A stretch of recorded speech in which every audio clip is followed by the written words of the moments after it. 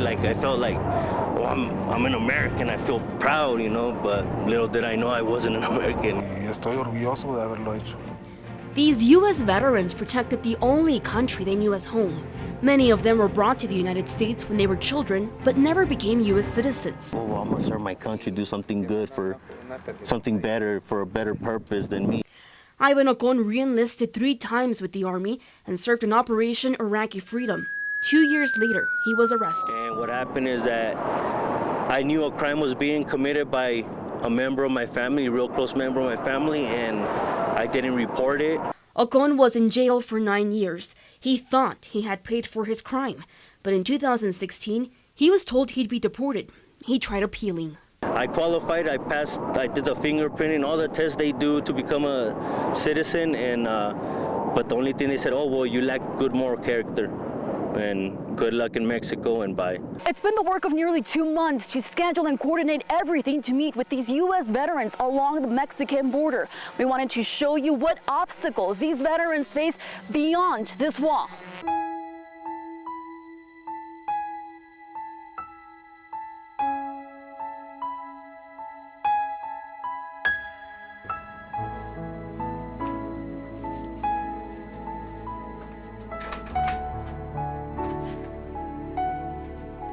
This is what home now physically looks like for Ocon.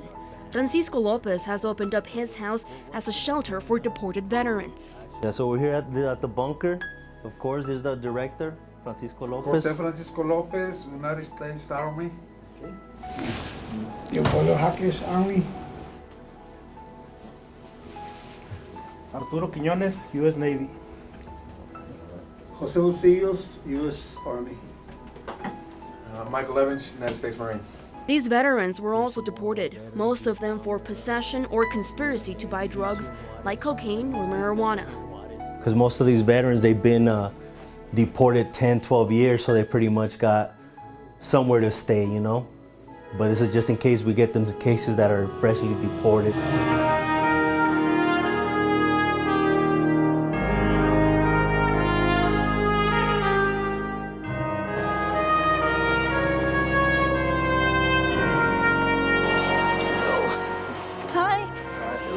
How are you guys? Good, good. Good? Me siento orgulloso de haber servido a las Fuerzas Armadas de Estados Unidos y con la ayuda de mis amigos que son veteranos también, nos apoyamos unos a los otros y eso me da más fuerzas para vivir. Francisco says the veterans support one another and it gives him the strength to live. The Vietnam War veteran needs medical attention. He has prostate problems. No tenemos tampoco dinero para poder pagar un hospital o un doctor. He works painting cars in Mexico, but says it's not enough money to pay for his medical bills. Veterans, whether they're on the U.S. side or in any other country, they need help getting proper health care. They need proper medical and mental health. They also need help claiming their VA benefits because they're all entitled to apply. Carlos Rivera is a retired Veterans Affairs social worker. The military, the Department of Defense doesn't do a good job of educating the non-citizens on what steps they need to follow to become citizens after completing honorable military service. When I joined, the recruiter told me, oh no, this will make you a citizen when you join the Army. And I was like, oh yeah, cool, you know. As a recently deported veteran, Ocon has hope of coming back to the U.S. Yeah, I'm not happy here, you know. I got my daughter. He knows other veterans who lost contact with their families after being deported. He doesn't want to be the next one. That was my high school sweetheart. Corina Ozuela was pregnant with baby Eliza when Ocon was deployed to Iraq. Well, he would have been a good father to her, I believe. It's hard to say now because you weren't given that, you know? I was willing to do the time. I knew what I did was wrong. My hope is to get a second chance and go back to the U.S. We paid for it, right? Whatever we did, we already paid for it. All those guys they're all pulled away from their families. They stick to each other because that's what they have right now. That's what they were taught in the military, is to depend on each other. But they don't get to go home to have dinner with their families, take their kids out to the movies, you know. That was stripped from them. It's a sad situation, you know. I don't wish it on anybody, especially when they try to do something good for their country. I belong over there, you know. An initiative in 2009 allowed naturalization at basic training for non-citizens in the armed forces. But since the veterans in Juarez enrolled before, it didn't apply to them. Their hope now lies in Congress to change the laws and bring them home. Adriana Candelaria, KFOX 14 News at 9.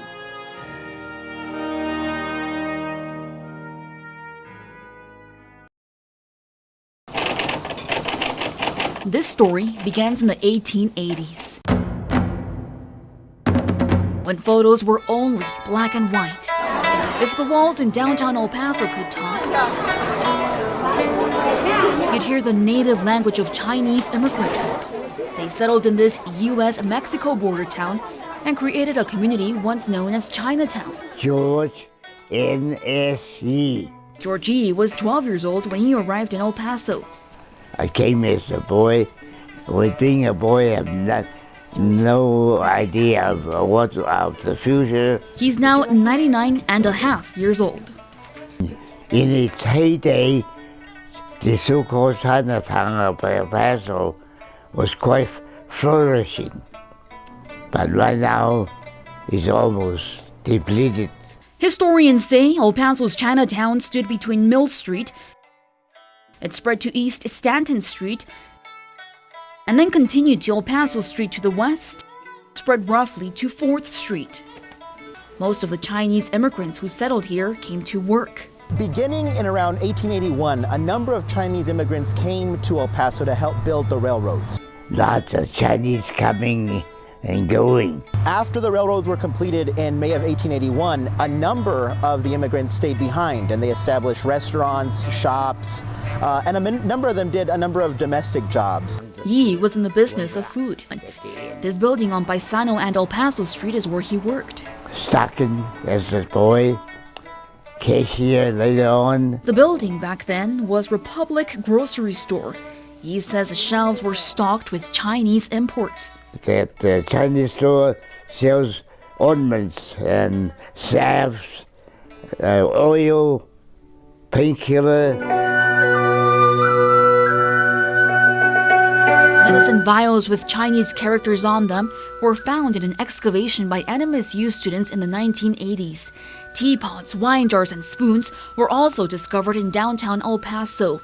The artifacts are now a collection at UTEP. There's still some traces of the Chinese community in El Paso. This Chinese cemetery in Concordia holds dozens of grave sites. Some tombstones show there has been some maintenance done on them. For example, this gravesite shows some freshly placed flowers. People here have been buried here as late as 2009. Initially, Chinese immigrants, many historians say, felt like they could practice their culture here. Historians believe El Paso's Chinatown had roughly 300 people. Diaz says only 2 to 4 women lived there since they weren't allowed to migrate. It gradually demolished. The railroads were finished in 1881, but the Chinese Exclusion Act was passed in 1882. And this is a national law. It's a federal law that prohibited immigration from China into the United States. Some historians argue that is what drove away Chinese immigrants. But Yi has another theory. As the railroad decreases, what people lose their job, they have to make a living elsewhere. Yi stayed in El Paso. He went on to join the U.S. Air Force in 1941. I was an electrical specialist, number 685. He got married and had children. I give them the credit, and then those that stuck it out and stayed put and was able to raise a family here, which became our generation. The fish have gone down deep because it's cold. If the weather was warm last night, the goldfish should be on top. His daughter May now takes care of him. A large part of El Paso's success stems from the Chinese migration. Adriana Candelaria, KFOX 14 News at 9.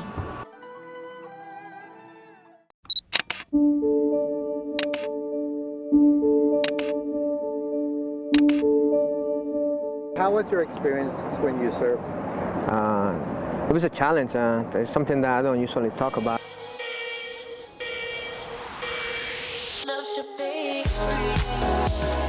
This is like my coping therapy. Coping therapy? No, it's coping therapy. It's like be able to socialize more, be outside with the community. I realized that black and white is my depression. The people that is around, the emotions is what I don't have.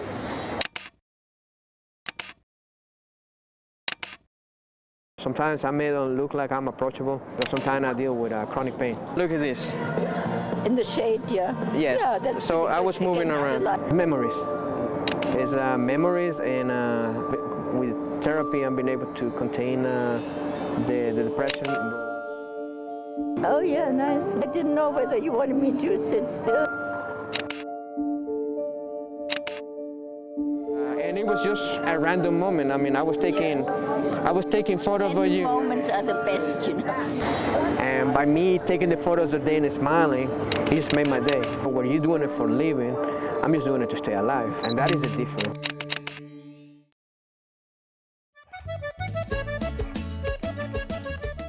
For the last 61 years at Bowie Bakery, Hi, good morning. Good morning. Let me have 5 of these. there's been something for everyone. It's a great idea. Chocolate, sprinkles, sugar, there's so many options. It's almost impossible to know the names of all the pan dulce, but you can always try.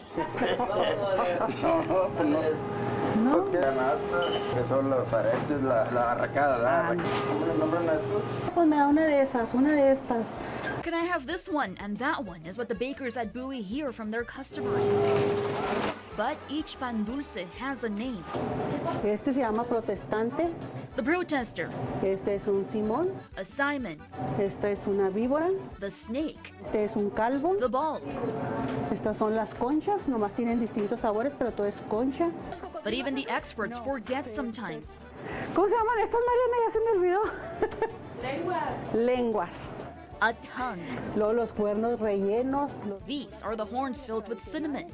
All the bread at Bowie Bakery is crafted by bakers who have been alive almost as long as the bakery has been open. Jose Lechuga has been a baker for 20 years.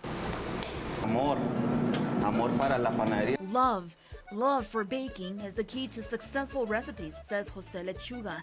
Si no hay panaderos aprendices que... He says there's not many young bakers willing to adopt his craft because not many people want to wake up at 3 in the morning to prepare dough from scratch. En vía de extinción, como los tigres blancos. Lechuga says bakers are in danger of extinction. He says just like the white tigers. Vamos a estar en los museos, así mire, este fue lo mejor que había en la Bowie. He jokes the bakers will be in a museum display one day called The Best of Bowie. The latest craze in the pan dulce world is the manteconcha, a tiny pan dulce in cupcake form. It is believed the style originated from Mexico and went viral on Facebook.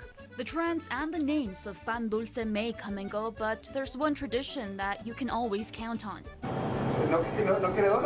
And that's sharing it with your familia. For National Hispanic Heritage Month, I'm Adriana Candelaria.